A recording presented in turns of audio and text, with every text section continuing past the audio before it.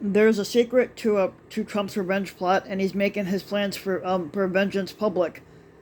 That's basically the secret to his thing. So if Trump wins a squatter again in 2024, Donald Trump will be America's first ever dictator. This plan of retribution is advancing rapidly in preparation for Trump's return to the White House. Now, this is an outcome that seems increasingly likely given early polls which show him leading President Biden in key swing states, and polls can be misleading, so beware of that. Um, Trump's maggot sycophants and tens of millions of other Republican voters support the traitor and his attempt to end multiracial democracy and to replace it with a new form of American apartheid. The Republican Party is in Trump's thrall. Now, as an institution, the mainstream American news media is not built for this moment, and it was not built for it. They've had more than 7 years to adapt to this, and they have mostly chosen not to. Now, in this way, the American news media in the age of Trump is like a sports team that is continuing to run the same plays, even though the game has radically changed course and in many ways has passed them by. As a result, they and the American people keep fucking losing. Now, from both sidism to access journalism to confusing neutrality with objectivity and an emphasis on the horse race instead of the consequences, the media's obsession with gossip and personalities has provided an undue platform for Trump and other malign right-wing actors to rehabilitate their reputations and circulate the propaganda and lies online. Now, careerism and lack of intellectual curiosity and emphasizing profits over bold truth-telling allow the cycle to continue as democracy languishes. Now, for the news media to effectively counter Trumpism, there must be changes to its institutional culture that allow for substantive and sustained pro-democracy journalism. And because, even though in more than 7 years the American news media has not yet made these institutional changes, even when there are attempts to strongly confront Trumpism and the other illiberal forces that are threatening the nation, such moments are fleeting.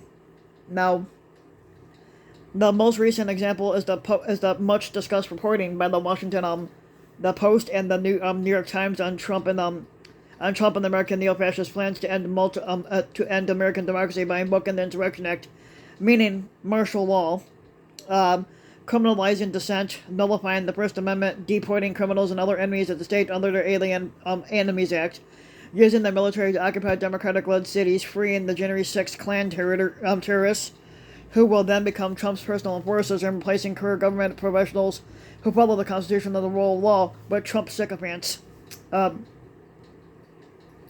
this is critically important in terms of national agenda setting that national agenda setting that the Washington Post and New York Times, as two of the country's leading news publications, are sounding the alarm loudly about dictator Trump and his cabal's plans to end American democracy. Now, unfortunately, those warnings are muted by many of the same bad habits that helped to normalize the age of Trump in the first place. But in an excellent essay at the Inquirer, William Bunch explains this. It's shocking and incredibly. It's a shocking and incredibly important story on the front page of the New York Times last week, as reported by an A-team of journalists, including 2 Pulitzer Prize winners. The Times warned its readers that Donald Trump, if returned to the White House in 2025, is grooming a new team of extremist government lawyers who would be more sycophantic to their dear Satanists than to the rule of law, and it could help Trump install a brand of American fascism. And you say you didn't hear anything about this. That's not surprising. The editors at the Times made sure to present this major report in the blandest, most inoffensive way possible, staying true to the mantra in the nation's most influential newsroom that the 2024 election shouldn't be covered any differently, even when the U.S. democracy is on the line. Now Trump allies want a new style of lawyer if he returns to power, was the original online headline for the piece. As if maybe they were talking about colorful drawing Southerners with seersucker suits, rather than rabid dog ideologues who would do the dirty work of overturning an election that career government attorneys refused to do on the day of the January 6th Klan attack. That new style of lawyer, pro-Trump America First zealots who think that ultra-conservative lawyers bred in the Federalist Society are too soft to carry out their leader's autocratic call for a final battle against traditional democratic governance that he calls a deep state, was described numbly by the Times as a more aggressive legal gatekeeper. Their dangerous anti-democratic mission was blandly outlined as a plan to take control of the government in a way unseen in history. Now, we're picking up this one article in the Times, and it's timid and inoffensive packaging, not because it is unique, but because it is far too typical right now. In one of the most perilous moments of crisis the world has seen in 75 years, and with the basic notions of free speech under assault, most of the newsrooms aren't fighting back because they have no way to fight back, really. Instead, they are pulling punches in a defensive rope-a-dope crouch, and thus failing to truly inform when democracy itself is at risk. And we're at war, you fuckwit, literally and figuratively, and we can't win this fight by hiding in the corner and absorbing the punches. At a thing called Press Watch, media critic Dan Frumkin makes the sharp move of actually rewriting the Washington Post and New York Times recent stories about Trump's plan to become a dictator. The Post's word choices were similarly pusillanimous. After describing Trump's plans to prosecute critics and have the military put down protesters, the authors arrived at this whiny conclusion. Critics have called such ideas dangerous and unconstitutional, and that's insufficient. The essential missing context is this is how democracies die. Now let me rewrite this for you. The article by Jonathan Swan, Charlie Savage, and Maggie Haberman was eventually headlined, "If Trump cheats, his allies want lawyers who will bless a more radical agenda." That's way better than the original headline, "Trump allies want a new style of lawyer if he returns to squatter." I guess we should be grateful for this, but neither comes close to telegraphing the truth. Now let me rewrite that headline for you. If Trump cheats, his allies want no obstacles to dictatorship. The Times subhead was politically appointed lawyer, sometimes frustrated Donald J. Trump's ambitions. His allies are planning to install more aggressive legal gatekeepers if he regains the White House, which he will not. But let me rewrite this. Politically appointed lawyers, sometimes frustrated, but they're planning to install, his sycophants are planning to install enablers instead.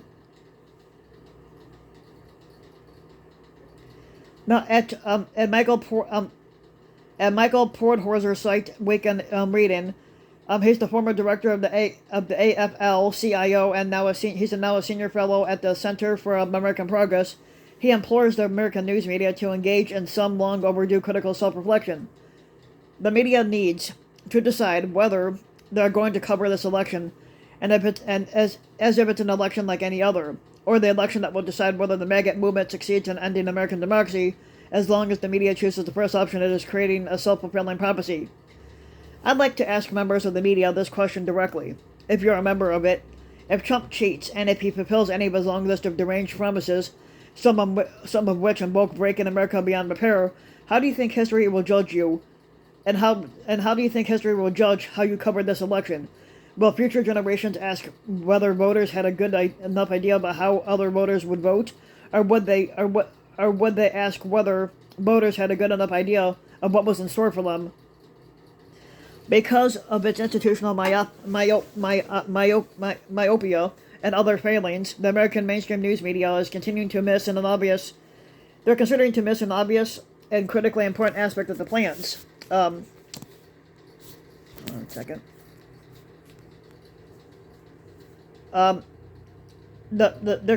So basically, they're missing a critically important aspect of the plans by Trump and the Republican fascists and larger conservative movement to end American democracy, and this is all being done in public. The titles and details of these anti-democracy plans, such as Agenda 47 and Project 2025, which should scare you and should scare everybody, are not beyond top secret or compartmentalized and encrypted code words that require a book cipher, or where the documents are burned after reading. These detailed plans to end American democracy are available online in books about Project 2025 and discussed on podcasts, YouTube videos, television, and they're being discussed at conferences and other public events. The Trump sycophants are not hiding in the shadows because, as the world saw on January 6th when Trump's MAGA attack force overran the Capitol with their faces uncovered and while recording their crimes, they have no plans of being defeated, even though they got defeated on Tuesday. Basically, the Republicans had their ass handed to them in the elections on Tuesday, and and still 2 days later, and 3 days later, they're fucking whining about it still. And that's because the Republicans have nothing to offer their inbred base. That's why they ended up losing. Now look at Trump, guy's acting like a fucking toddler with the way his arms are crossed, Looks like he's fucking pouting because he didn't get his way. God, that's a fucking hideous. That's a one ugly motherfucker. But if you like the video, you can give the video a like and subscribe to my channel, RBW King. You can also hit the notification bell so that you'll be notified when a new video comes out. You can also leave a comment, let me know what you think. Make sure to smash that like and subscribe button, because we're going to try to break 500 this year, at least by next year, maybe. And if you want to support my work even further, you can donate to my Patreon link, which you can find in the About section of YouTube, and for just a little over $3 a video or a month, your donation can help go a long way, and thanks for listening.